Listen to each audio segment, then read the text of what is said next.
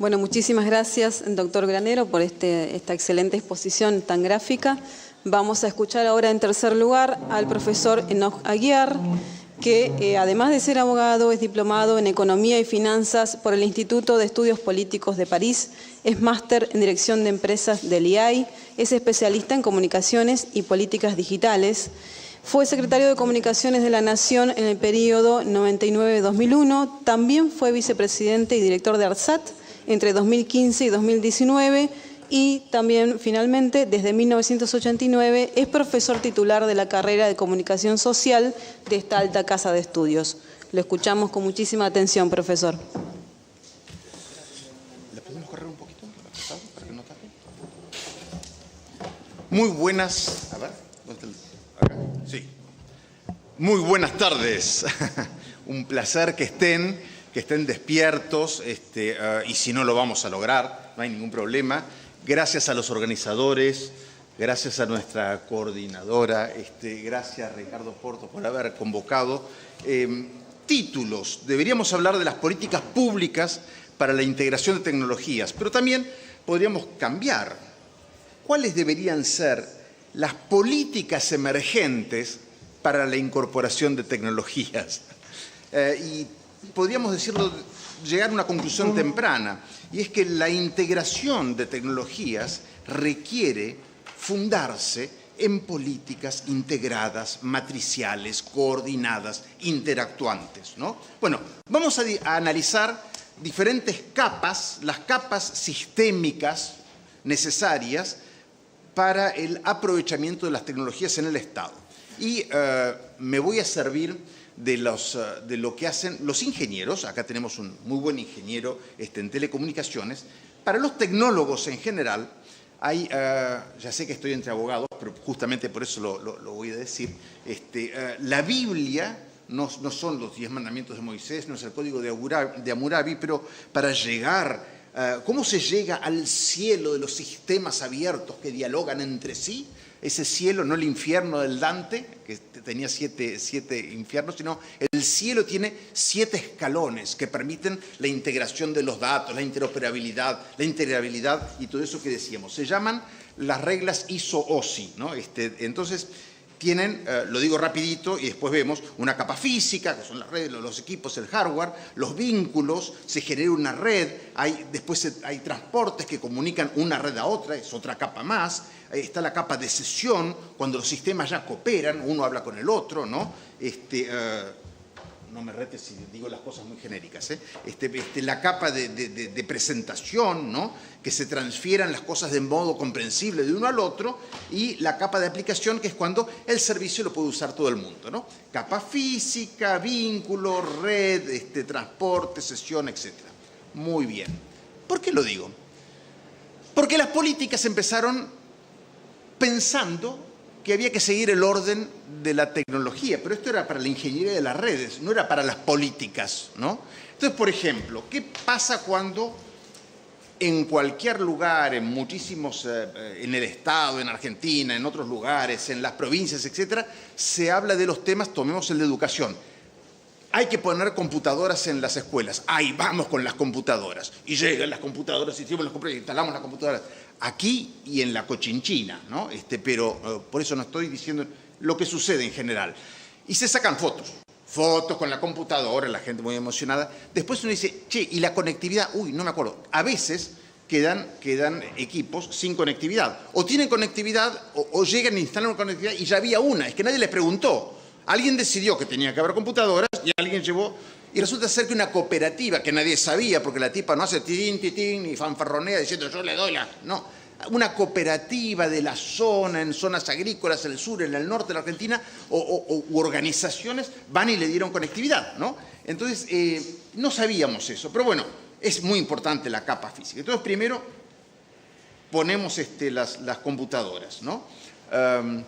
Después nos olvidamos, por ejemplo, que los directores de escuela tienen una cosa que dice que son responsables por los bienes físicos que se pierdan por su descuido. Entonces hubo muchas computadoras que se instalaron y los tenía cerrado el director por miedo a que lo roben y después le hagan un sumario, ¿no? Claro, hay que modificar un poquito de las cosas. Bueno, primero la capa física, después los vínculos, bueno, las conectamos. las conectamos o nos olvidamos. Nadie se fija si están de verdad o no conectadas. Después deberíamos entrar en la capa de red. ¿Interactúan o son autónomas? O sea, las abandonamos a su suerte, ¿no? Y están relacionadas entre sí, se genera una red para que intercambien información, no tanto, ¿no? ¿Hay vínculos permanentes de seguimiento para ver qué pasa, si se les agota la capacidad, si hay que mejorar? No. ¿Pueden funcionar, integrarse a la red o no? Cuando decimos que se transfiere de manera comprensible el sistema, como son todos sistemas educativos diferentes, no hay una cosa central, hay unas ayudas genéricas que cada cual utiliza, pero no está organizado, ¿no? Con lo cual, lo que deberíamos concluir, si siguiéramos esta lógica, es que la educación debía mejorar con la tecnología. Lo que vimos es que la tecnología llegó y que aún en los lugares en que se ha hecho muy bien, como es el caso de Uruguay, el Plan Ceibal, 10 años después se preguntaban, che, pero está buenísimo, la inclusión digital estuvo buenísima, es muy bueno que los chicos tengan ahora, aprenden más a hablar, tienen mejor comprensión de texto, saben mejor de matemáticas. No, o sea, fuimos en el sentido contrario. Entonces acá yo esta vez me pongo de pie, ¿no? Y le aplaudo a Fabián cuando dijo, la tecnología, diría Clinton, empieza por lo humano. Estúpido, no dijiste eso, pero lo hubiera dicho Clinton. Debemos mirar de otra forma. Entonces, ¿cómo incorporar las tecnologías al Estado? No de esta manera ¿cómo se llama? Torre de marfil, donde se toma una decisión y se baja y la gente dice que han decidido por nosotros, ¿no? Los miembros de organismos, los de un ministerio o todo un sistema como el sistema educativo. Lo primero, el ground zero, digamos, es la voluntad política de cambio. No de maquillaje, de cambio. Si no hay una voluntad política de cambio, la tecnología recubre baches temporarios, pero no significa nada. Entonces, cuando uno tiene una voluntad de cambio, primero hace un diagnóstico. Tiene que hacer un diagnóstico de necesidad. ¿Qué quiero cambiar? ¿Por qué lo quiero cambiar? En función de eso, se fija objetivos. Claro, lo que deberíamos llegar es a tal lugar. Y esos objetivos no los pensamos acá en la mesa, sino que los discutimos con todos los actores, los participantes, la ciudadanía, los referentes, los que saben, los que no, todos los que son, los que saben, los que van a ser afectados y los que hacen la cosa. O sea, si hablamos de educativo con los docentes, con la comunidad de paz, con todos, hablamos, no se decide. Entonces, tarea, objetivos a alcanzar.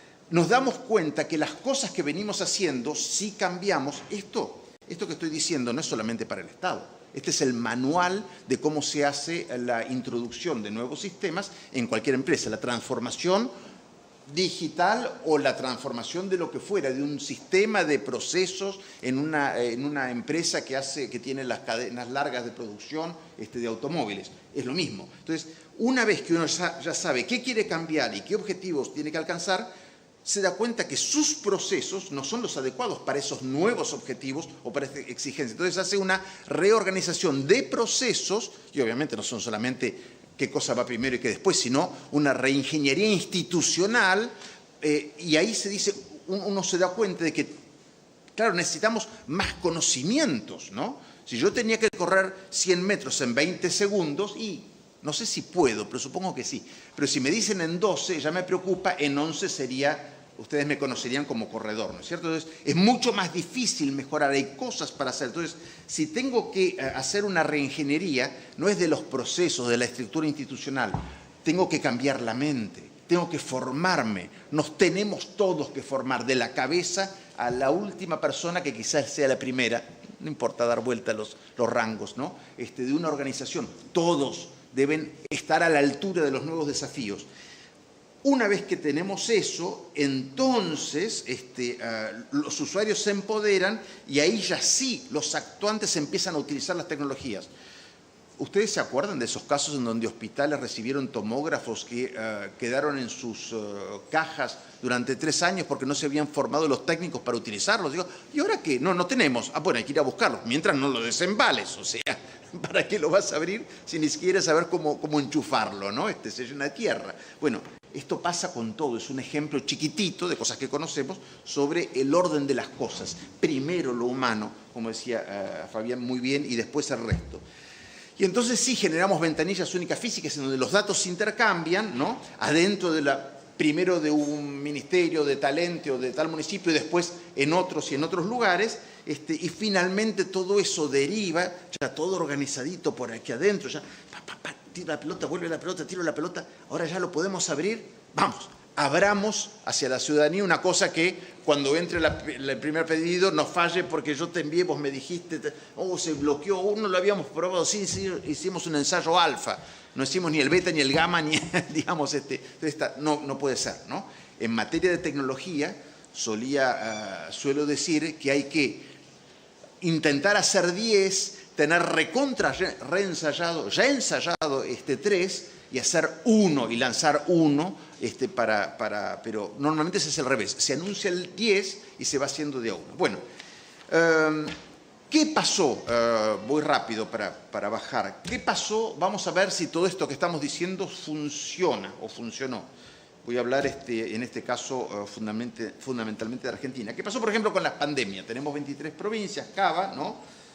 Bueno, no hay registros comunes en materia de salud. Hubo grupos de informáticos, los representantes de las principales, una veintena de empresas informáticas que se reunieron para ver, de armar los registros comunes, etcétera, etcétera. Bueno, es que no... Me acuerdo patente cuando en el año 2000 hablábamos de la historia clínica digital como aspiración.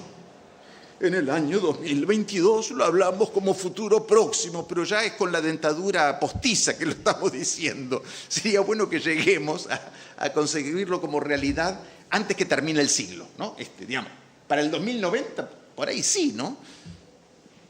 Yo llego, poco más, pero llego para verlo. Pero bueno, hablando en serio, hay muchas cosas que sabemos que había que hacer. Y como nunca se dio la urgencia, la necesidad de poner en común, en concierto, en armonía esto y aquello, entonces las historias clínicas no son todas digitales, no están entre la gente. El otro día me comentaban una señora de 70 años que siempre se atendió 20 años con el mismo clínico, se fue al clínico, fue a la residencia y decía, pero no tenemos ningún dato suyo. Pero trabajaba acá, hace 15 días estaba acá el señor. El doctor, pero no había un solo dato volcado de ella.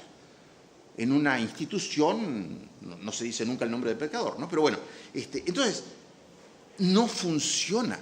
No hemos hecho eso. Imagínate, además, si no están los datos de las personas, menos los datos integrados con historias clínicas horizontales, cosa que sí, no sé, a una escalada, a la Concagua jamás iría, pero no importa, ya no creo que me dé el cuero, pero si fuera y me caigo y me rompo, que alguien tenga un registro que sepa qué sucede. Bueno, estas cosas en donde el Estado, no estamos hablando de tecnologías emergentes, no estamos hablando de IoT, ¿cómo se llama? No del 5G, sino del 6G, del 7G. Podríamos hablar de un montón de cosas re bonitas de la tecnología, pero no hemos hecho lo básico, que es digitalizar con campos que hagan que la información no solamente sea interoperable, sino que sea integrable. Cuando el nombre y el apellido se ponen en cambio de 20 y de 20, porque si pongo un campo de 21, el otro empieza a correr y ya vieron cuando uno corre, vieron cuando uno escribe algo y cambia algo, se descomponen todos los párrafos en los escritos que uno hace. Bueno, pasa lo mismo en materia informática. Si los campos no están acordados, si no hay un trabajo, es imposible. O sea, no lo hemos logrado eso, no lo hemos logrado con la pandemia. ¿Qué pasa con las ciudades? Un intendente de una ciudad de 100.000 habitantes, no digo una ciudad de 1.500, que no es considerada ciudad en algunos casos.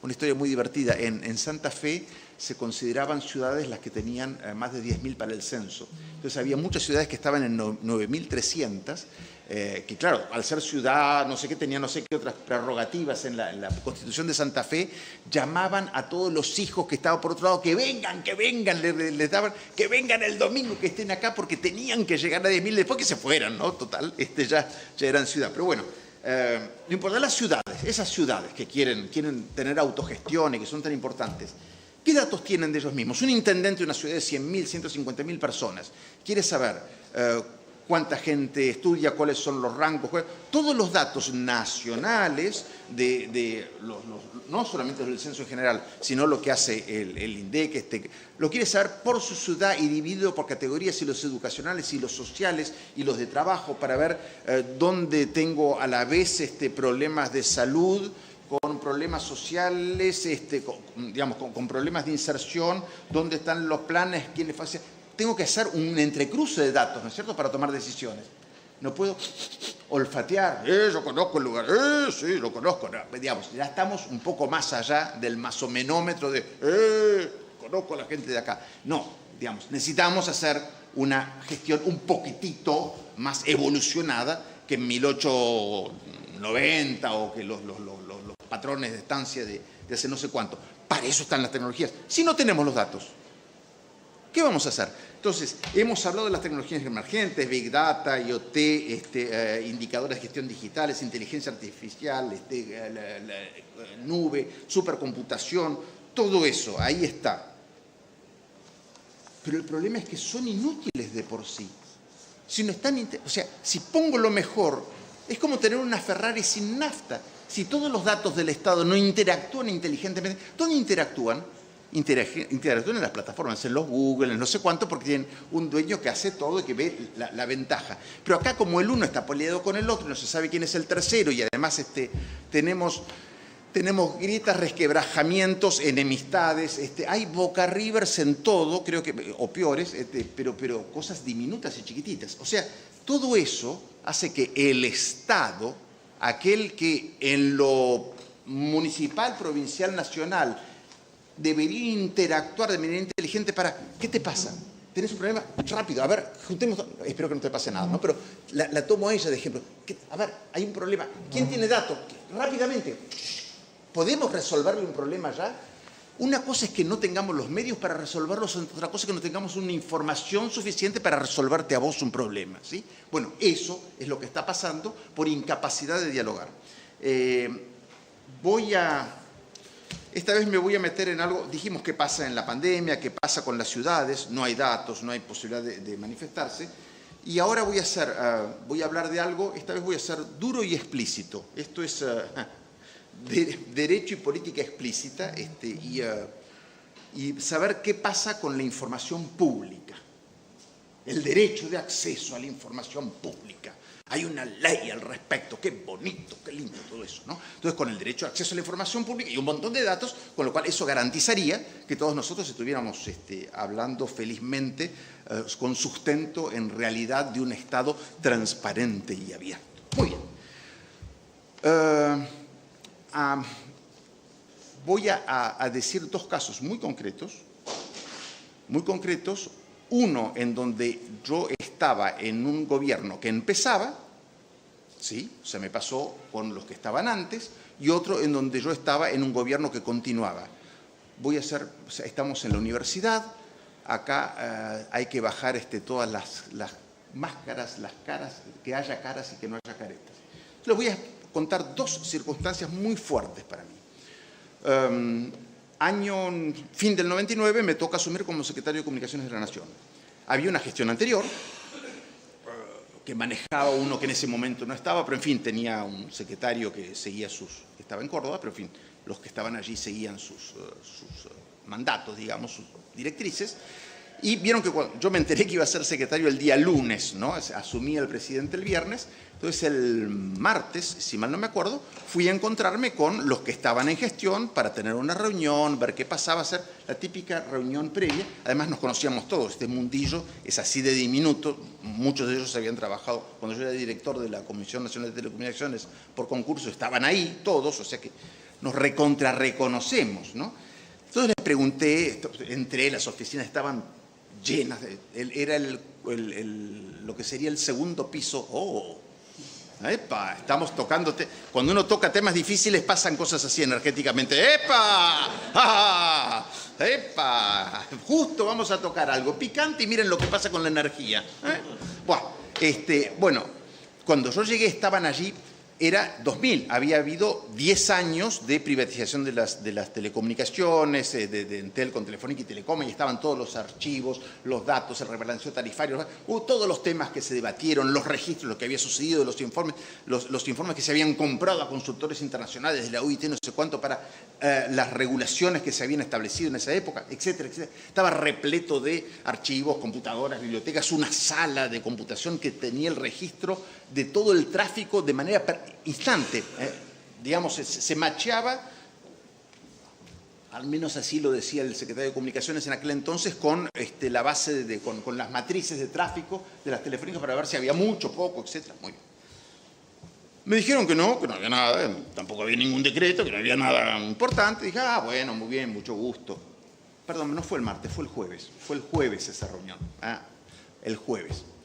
El presidente asume el viernes, que fue el 10, y a mí me tocó jurar el domingo, que fue el 12. Y llegué el lunes. El lunes, 9 de la mañana. Si uno llega a las 8, por ahí hay gente que se siente mal, es la primera vez que uno llega, más vale que uno lo conozcan. Me lleva el conserje de abajo, era el segundo piso del CCK, que era el Palacio de Correos en aquel entonces, ¿no? Hermoso piso. Voy caminando, atravieso el hall, se abren las puertas. No había una computadora, no había un archivo. Las computadoras, las descubrimos después, había un centenar de computadoras arrembadas en un entrepiso de Perú al 103, lo que es la Comisión Nacional era la Comisión Nacional de Comunicaciones en aquel entonces, y después AFTIC, después ENACOM, sin memoria, estaban desarmadas, no quedaba, salvo lo que era expediente, ¿sí? Que estaba en la dirección que era expediente, o sea que no podés quemar los expedientes, ¿no? Salvo que era expediente, había desaparecido todo. No había nada, ni siquiera estaban las centralitas telefónicas. O sea, yo tenía un despacho acá y allá estaba el despacho de mi secretaria, tenía que discar por teléfono para llamar a su número para que le suene. Porque, o sea, no sé si entienden, toda la memoria de los 10 años de privatización, de las cifras, de los cálculos, de los estudios, habían desaparecido. Entre otras cosas, hay algo que se había hecho que era el rebalanceo tarifario, que tenía que dar un resultado neutro. Al haberse borrado toda la historia, era imposible ver si había sido neutro o no, si las telefónicas debían plata o al contrario les había afectado el rebalanceo, porque vieron que las ecuaciones deben ser neutras en materia económica y financiera. O sea, esto es políticamente y jurídicamente gravísimo. Alguien destrozó las computadoras, ¿no? Pero no son las computadoras, era mucho más grave que eso. Les estoy diciendo lo que pasó entre un gobierno y otro gobierno. Entonces, ahora, para ser absolutamente transparente con esto, ustedes escucharon que me tocó ser 2 años vicepresidente y subgerente general de ARSAT, ¿no? Y estuvimos allí en esa gestión y en algún momento, obviamente, ARSAT tiene los datos de todos los sitios, cargábamos datos a lo pavote, más los datos de todos, hasta el último gerente, no los funcionarios, hasta el último gerente cargaba su declaración de ingresos, que era pública, ¿no? Todo, ¿no? En algún momento representamos casi el 60% de los datos del dominio Gobar. No tiene tanto mérito porque teníamos muchos datos, en cada sitio tenés cosas para decir, etc. Pero cargábamos. Muy bien. Ahora estamos hablando de un mismo gobierno, ¿sí? Hubo un cambio, en algún momento, seguimos algunos en el directorio, pero cambió el CEO, gerente general de la empresa, y al cabo de pocas semanas desapareció toda la información, no estaba ni el currículum vitae de la gente que formaba parte del directorio, no había datos. Desaparecieron todos esos datos.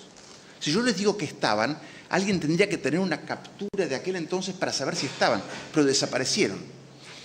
Tengo que ir a este tema.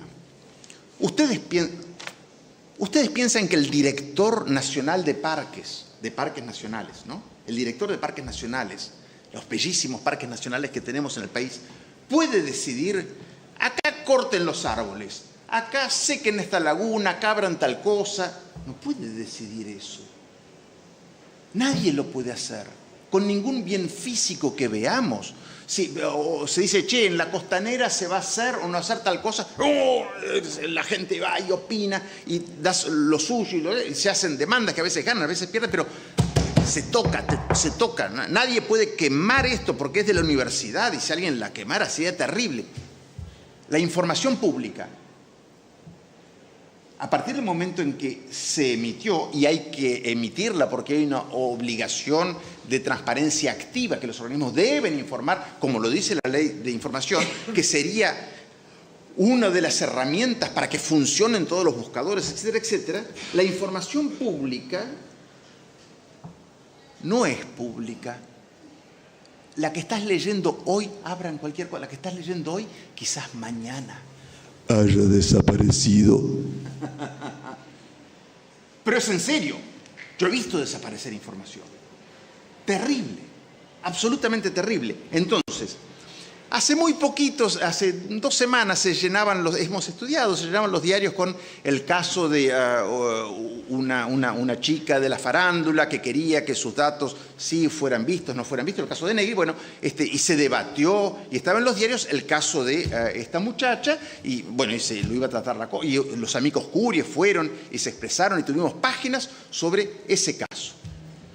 El Estado Nacional en todas sus reparticiones es como 38 millones, no más importante que una persona, ¿sí? Porque una persona, los derechos de una persona son sagradísimos, porque lo único que conocemos es una persona, no hay agregados. Pero queda claro que lo que el Estado haga con la información es como muy importante.